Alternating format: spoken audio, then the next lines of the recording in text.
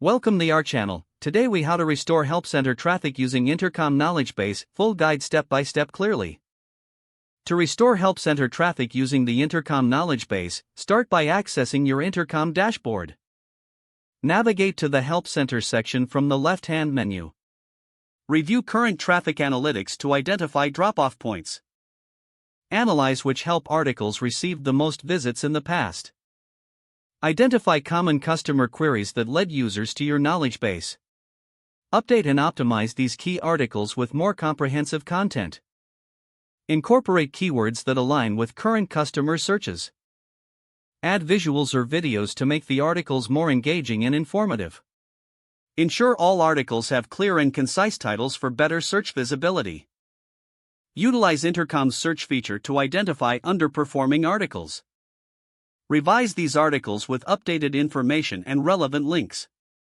Promote your knowledge base through email campaigns and inside product messages. Consider creating new articles based on trending topics or frequent support requests. Leverage customer feedback to continuously improve the Help Center content.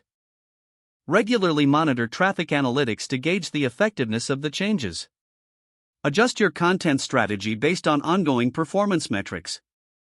Engage with users to understand their needs and improve the user experience.